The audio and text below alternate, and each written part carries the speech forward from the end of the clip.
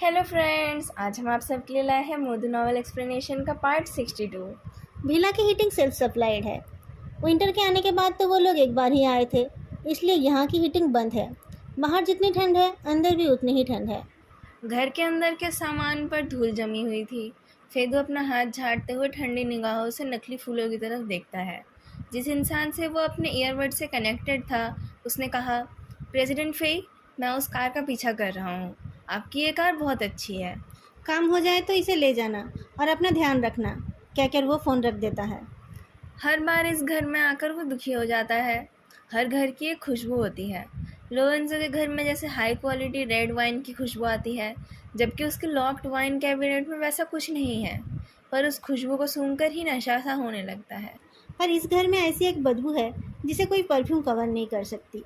फेदू एक ठंडी सांस छोड़ता है। उसे उन मिस्ड कॉल्स की याद आने पर वो अपने फ़ोन पर नज़र डालता है।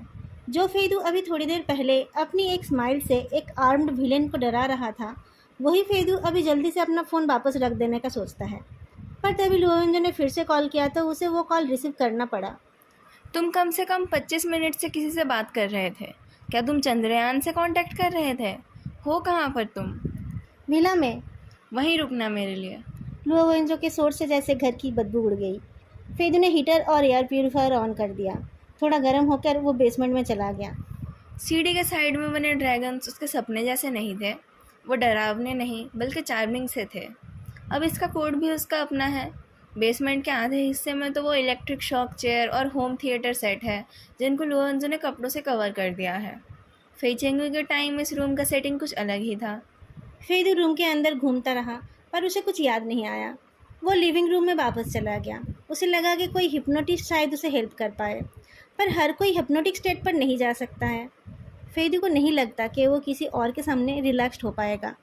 अगर वो इंसान लोरेंजो से ज़्यादा हैंडसम हो तो अलग बात है। उसी टाइम कहीं से एक बुरी हवा आ गई। खिड़की का ऊंचा फ्रेम कांप उठा। बाहर का पेड़ हवा से झुक गया और उसकी सूखी डालियां और पत्ते सेकंड फ्लोर की खिड़की से घिसते हुए आवाज़ करने लगे। फेदू चौंक उठा। उसने टेबल से एक क्रिस्टल बॉल उठा लिया और एक टाई से अपनी आंखों को बांधकर वो सीढ़ी के पास चला गया। जब फिर से हवा आई, उसने अपने हाथ से उस क्रिस्टल बॉल को गिरा दिया। वो बॉल सीढ़ियों से गिरकर बेसमेंट के डोर से जाकर टकराया। उसकी आवाज़ और पेड़ की डाली की आवाज़ मिक्स हो गई। फेदू थोड़ी देर डीप ब्रीदिंग करके स्टेयरवेल का दीवार छूता है। जब वो पहली बार छुपके से बेसमेंट में घुसा था, तब वेदर ऐसा ही था। ऐसे ही हवा चल रही थी और क्लीनिंग सोल्यूशन की स्मेल आ रही थी। उस स्मेल का मतलब है कि फे चेंगू घर पर है, इसलिए नीचे से कुछ उठाने जाना इतना डरावना था। पर फे चेंगू किसी वजह से बाहर गया था। थोड़ी देर हेजिटेट करके वो नीचे गया था। एक कदम चलते ही उसे लगा कि उसे बिजली का झटका लगा। उसने सबकॉन्शियसली ऊपर के फ्लोर की तरफ देखा। उसे लगा कि ऊपर से कोई उसे देख रहा है, और फिर शायद डोर खोलने की आवाज़। फेदू अपने आंखों से वो टाई खोलता है तो उसे पता चलता है कि वो सेकंड फ्लोर पर अपनी माँ के रूम की तरफ देख रहा है। क्या वो उस दिन उसे देख रही थी? फेदू को अचानक ये रियलाइज़ हुआ कि उसकी जितनी सारी अनसर्टेन मेमोरीज़ है, वो सारे उसकी माँ से रिलेटेड है। वो नीचे जाकर वो क्रिस्टल बॉल उठाता है और फिर दोबारा आंखों को बांधकर बेसमेंट के अंदर जाता है। जब ये बेसमेंट फेचेंगू का था, तब इसमें बहुत सारे महंगे फर्नीचर्स थे। दोनों साइड में एक राउंड काउच और बीच में एक मोटा कारपेट था। जहाँ अब फेदू का होम थिएटर है, वहाँ पर बहुत सारे बुक शेल्फ्स थे और एक सेफ सेट था जिसे एक पेंटिंग से कवर करके रखा गया था। बुक शेल्फ्स के सामने एक बड़ा सा रोजवुड डेस्क था। अपनी मेमोरी को फॉलो करके फेदू उस डेस्क के सामने जाता है और खाली जगह पर अपने हाथ बढ़ाता है। यहीं पर उसे उस प्रोजेक्ट्स के पेपर्स दिखे थे। जैंग चुनजू, एक्टिंग कैप्टन, चुनलाई कॉन्ग्लोमरेट के मेजर शेयर होल्डर का छोटा भाई। लू यूलियांग, जैंग के डेपुटी, जिसकी फियांसे 9th मिडिल स्कूल के सीनियर मिडिल डिपार्टमेंट में काम करती है। पैन उनतेंग, जिसके पेरेंट्स एक बिजनेस के रेसिडेंशियल क्वार्टर्स में रहते हैं। यांग जेंगफेंग, जिनकी बेटी एलिमेंट्री स्कूल में जाती है। आंखों को बंद करके फेदू का दिमाग तेज चल रहा है। उसे लगा कि उस प्रोजेक्ट में भाग लेने वालों की डिटेल्स बिल्कुल कंप्लीट लग रही थी। उनकी पोजीशन, उनके रिलेटिव्स, सब के बारे में डिटेल्स में लिखा था। अगर किसी मोल ने वो दिया था, तो वो मोल इन सब में से नहीं था। अगर होता तो उसका नाम लिस्ट में क्यों होता? या फिर वो इन लोगों में से ही था, पर फे चेंगू को पता नहीं था कि वो कौन था। तभी तेजी से आते हुए कदमों की आवाज़ सुनाई देने लगी। फेदू उन पेपर्स के मेमोरी में ही डूबा था। वो चौंक उठा। उस दिन भी ऐसे ही फे चेंगू के पैरों की आवाज़ आई थी। वो फ़ोन पर बात करते हुए आ रहा था। उसकी आवाज़ कोल्ड और ब्रूटल थी। 13 साल बाद आज भी फेदू का पल्स रेट और ब्लड प्रेशर वैसे ही बढ़ गया।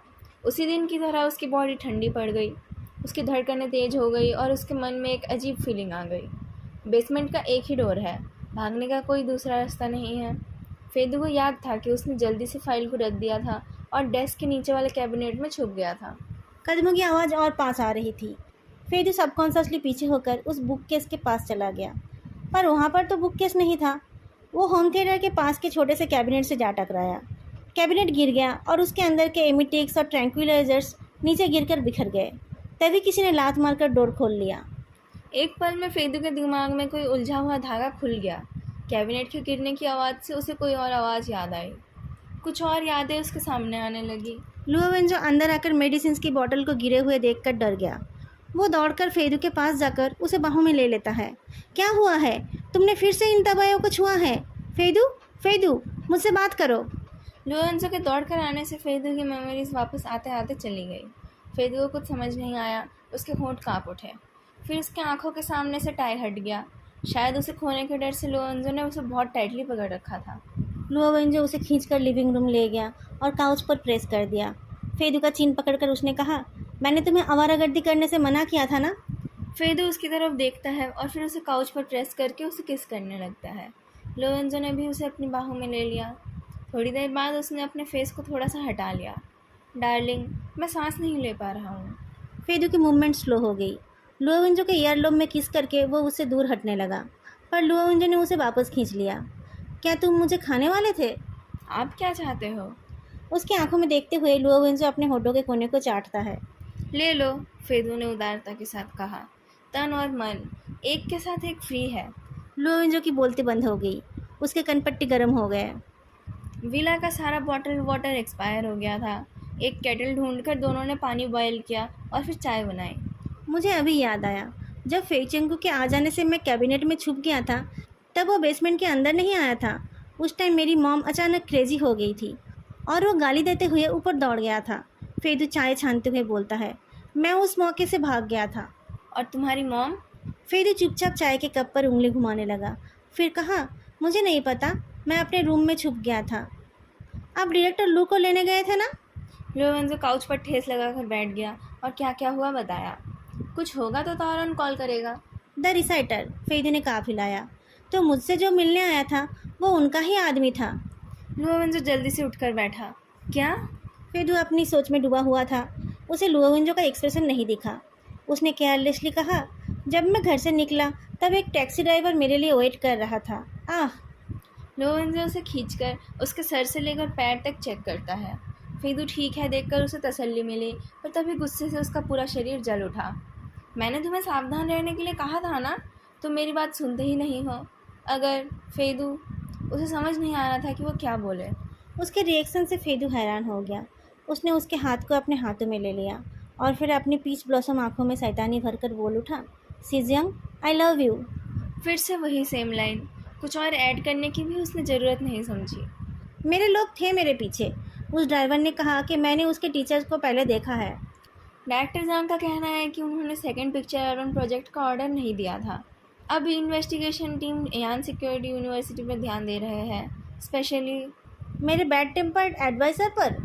तुम्हें चेंजन का रिपोर्ट याद है? जिसने उसे ऊपर भेजा था, उसका कोई तो कनेक्शन था। टीचर पान एक क्रिमिनल पुलिसमैन थे, बाद में वो इस फील्ड में आ गए। उन्होंने फांसी युआन के प्रोजेक्ट्स पर भी इंटरेस्ट दिखाया। क्या वो हो सकते हैं? मुझे नहीं लगता, फेदू ने कुछ सोचकर कहा। लाओलुओ, मुझे आपकी मदद चाहिए होगी। जियाओ हायांग यान सिटी के बाहर एक छोटे से अनडेवलप्ड गांव में जाकर पहुंचा है। कार से उतरते ही वो फिसल गया और फिर लंगड़ाते हुए एक लोकल सिविल पुलिसमैन के पास जाकर पहुंचा। उस पुलिसमैन ने बताया कि सन फैमिली में 2 बेटे थे। बड़े बेटे का एक बेटा हुआ और छोटे की एक बेटी। वो लड़का बहुत बिगड़ा हुआ था क्योंकि वो इकलौता वारिस था। घर के रिपेयर में उसके चाचा ने पैसे नहीं दिए इसलिए, और फिर न्यू ईयर के टाइम कुछ रिलेटिव्स के आने से वो नाराज़ था। 2 दिन बाद वो लड़की बर्फ़ के एक होल में गिरी हुई मिली। पुलिस स्टेशन के अंदर जाकर उस सिविल पुलिसमैन ने एक फाइल में एक फ़ोटो दिखाई। ये उस मरी हुई लड़की के डैड है, सुनजियान। फेक सिक्योरिटी गार्ड वांग जियान की फ़ोटो निकालकर जियाओ हायांग ने उस फ़ोटो के साथ मैच कराने का रिक्वेस्ट किया। कुछ सिमिलैरिटीज़ तो थे, जैसे कि चिन का मूल, पर दोनों फेसेस बहुत अलग भी थे। शायद उसका प्लास्टिक सर्जरी हुआ था। कोई डीएनए रिकॉर्ड या फिंगरप्रिंट है? नहीं, उस टाइम हम उतने डेवलप नहीं थे। बच्ची के पेरेंट्स का कहना था कि वो काम उसके कज़िन का ही था, पर कोई एविडेंस नहीं था। उसने भी कन्फेस नहीं किया। एक बच्ची जो ठीक से चल भी नहीं पाती थी, वो कैसे वहाँ पर गई ये किसी को नहीं पता था। उसने उस टाइम अपना स्टेटमेंट साइन किया था, वो है हमारे पास। दोनों नाम के एक कैरेक्टर सेम था। जियाओ हायंग ने वो स्पेसिमेन कलेक्ट कर लिया। पुलिस स्टेशन में एक बूढ़ा आदमी बैठा था जो कुछ सर्टिफिकेट्स लेने आया था। वो अचानक बोल उठा, उस बदतमीज़ ने उस छोटी सी बच्ची को बर्फीले पानी में डुबोकर मार दिया और आप लोगों ने कुछ नहीं किया। क्या हुआ उसके बाद? वो खुद भी तो उसी तरीके से मरा ना। इसी को कर्मा कहते हैं। उसी टाइम लैंगचाओ का कॉल आया। उसने बताया कि उसे उस फेक फ्रंट डेस्क रिसेप्शनिस्ट के बारे में कुछ पता चला है। उस लड़की की एक बड़ी दीदी थी। एक डिकेड पहले एक केस आया था जिसमें एक रेमेडियल क्लास टीचर के ऊपर फीमेल स्टूडेंट को मॉलेस्ट करने का आरोप था। वो केस चर्चा में आया था, पर किसी और विक्टिम ने गवाही नहीं दी थी। उस लड़की की दीदी भी एक विक्टिम थी जिसने बाद में सुसाइड कर लिया था। जियाओ हायांग ने बताया कि उसे फेक सिक्योरिटी गार्ड मिल गया है और जाओ यूलोंग को भी ढूंढने की ज़रूरत नहीं है। एक अनसॉल्व केस में विक्टिम के हस्बैंड ने साइन किया था। उसने भी शायद प्लास्टिक सर्जरी कराई है। वो लोग बाकी फेक लोगों के बारे में भी बात करने लगे। फिर जियाओ हायांग ने लुओ वेंजो को कॉल किया, पर लुओ वेंजो ने फ़ोन नहीं उठाया। उसका फ़ोन उसके जैकेट के पॉकेट में साइलेंट पड़ा था। लुओ वेंजो अपने हाथों को चेस्ट के सामने मोड़कर खड़ा था और फेदू पेपर में कुछ ड्रॉ कर रहा था और कुछ लिख रहा था। लुओ वेंजो ने कहा, मैंने सुना है कि मेमोरी वापस पाने के लिए एक्सपर्ट हिप्नोटिस्ट की ज़रूरत पड़ती है। मैं ये काम कैसे करूँगा? मेरे जैसे वार्म, लाइवली, ब्यूटीफुल यंग इंसान को देखकर तो प्रेजेंट में ही रहना अच्छा लगेगा और फ्यूचर की उम्मीद जगेगी। मुझे हिप्नोटिस्ट की ज़रूरत नहीं है और ना ही मेमोरीज़ को जगाने की। मुझे बस सच्चाई का पता लगाना है, फेदू ने बिना नज़रें उठाए कहा। कभी कभी असली मेमोरी और फेक मेमोरी मिक्स हो जाती है। मुझे बस एक आउटसाइडर का पॉइंट ऑफ व्यू चाहिए ताकि मुझे पता चले कि किस वजह से मेरी मेमोरीज ब्लॉक हो गई है। तुमने उस ड्राइवर की बातों पर विश्वास किया? रिसाइटर, फेदू पेन को टेबल पर फेंकते हुए बोलता है।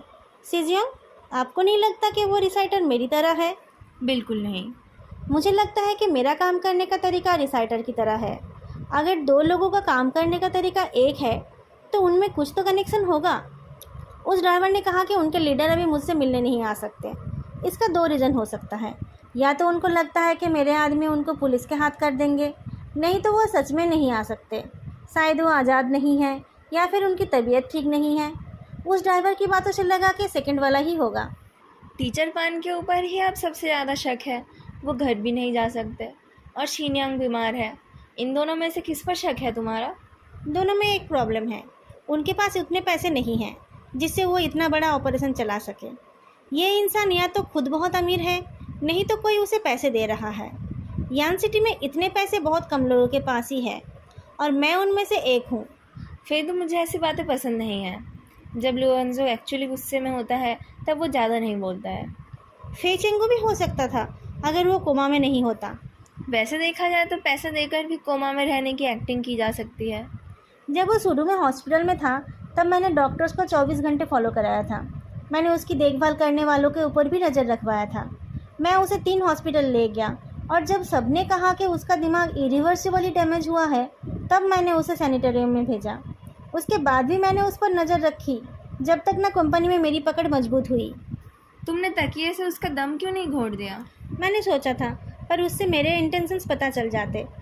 मैं उसके पीछे के छाये को पकड़ना चाहता था। इसकी ज़िंदगी उसके गले में कांटे की तरह चुभी हुई होगी। उसके बाद दोनों फेदू के बेसमेंट में जाने के बारे में बात करने लगे। तुम्हारे पास लगभग 30% चांस था सक्सेसफुल होने का। मैं होता तो ट्राई करने चला जाता। मेरे डैड थोड़ा मुझे मारते, पर उससे क्या।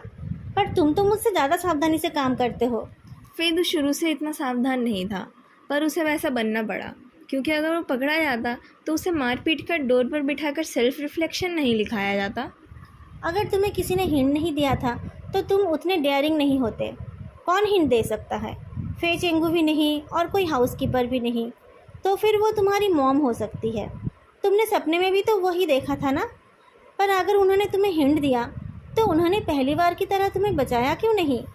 फेदू बहुत कोशिश करता है पर उसे कुछ याद नहीं आया।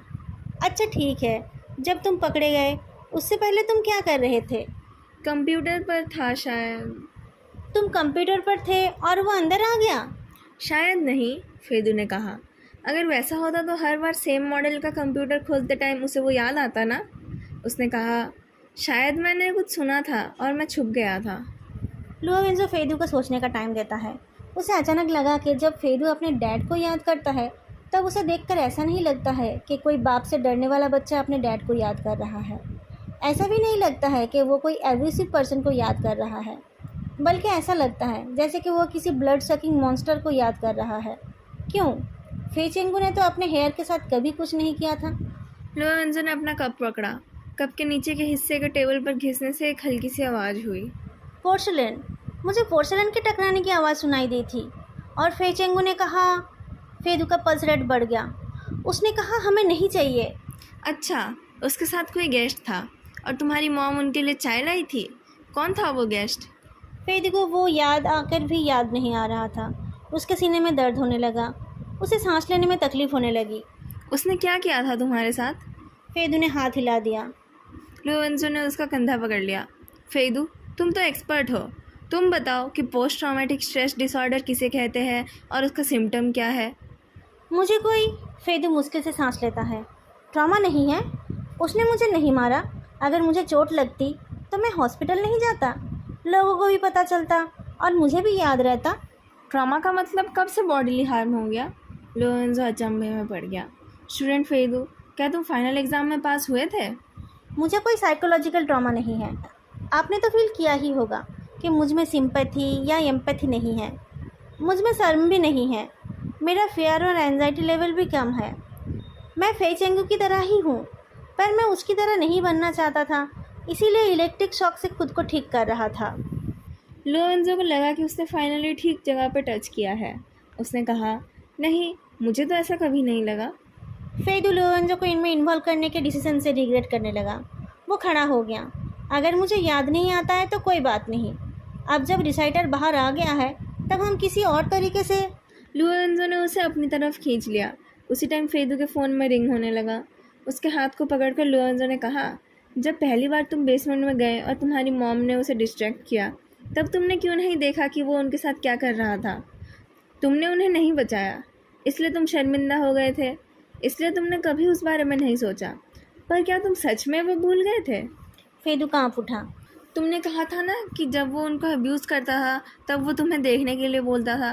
लुओवेंजो ने फेदू के कान में कहा। डोर बंद करके भी तुम्हें पता था कि उनके साथ क्या हो रहा था, है ना? तुम बताओ मुझे। फेदू के फ़ोन का रिंग आउट ऑफ ट्यून लग रहा था, जैसे कि उस दिन का म्यूज़िक आउट ऑफ ट्यून लग रहा था जिस दिन उसे उसकी मॉम की डेड बॉडी मिली थी। एक पल में उसे वो सपना याद आ गया जिसे उसने बहुत बार देखा है। ज़मीन पर पड़ी उस लेडी की सफोकेटेड फेस उसे बार बार पूछती रहती है, तुमने मुझे बचाया क्यों नहीं? फेदू छटपटा उठा। धक्का लगकर टेबल से कप्स नीचे गिर गए। उनके गिरने की आवाज़ उसकी मेमोरी के साथ मिक्स्ड हो गई। उसे बुक केस के नीचे से खींच कर निकाला गया था। फिर उसे एक लेडी की चीख और कीमती पोर्सिलेन के टूटने की आवाज़ सुनाई दी थी। उन टूटे हुए पोर्सिलेन के ऊपर से फे चेंगू उसकी मॉम को बाल पकड़कर खींच कर ला रहा था। उनके पास खड़ा एक आदमी इनडिफरेंटली ये सब देख रहा था। छोटा फेदू उस लंबे इंसान के पीछे छुप गया था। उस इंसान ने उसकी तरफ देखकर उसके बालों को सहलाया था। बच्चे, तुम ऐसे छुप नहीं सकते। फे चेंगू ने अपनी लाल आंखों से उसकी तरफ देखा। फेदू की हार्ट बीट रुक गई। सफोकेशन की वो फेमिलियर फीलिंग वापस आ गई। फे चेंगू ने उसके गले में वो मेटल रिंग डाल दिया था। पर इस टाइम उसके दूसरे साइड में कोई छोटा कैट या डॉग नहीं था। दोस्तों, आज का पार्ट मैं यही ख़त्म कर रही हूँ। आप लोगों को आज का पार्ट कैसा लगा बताना मत भूलना, और वीडियो को लाइक करना भी मत भूलना। आप लोगों ने अगर अभी तक चैनल को सब्सक्राइब नहीं किया है तो चैनल को सब्सक्राइब भी कर लेना। फिर मिलेंगे नेक्स्ट पार्ट में। तब तक के लिए बाय।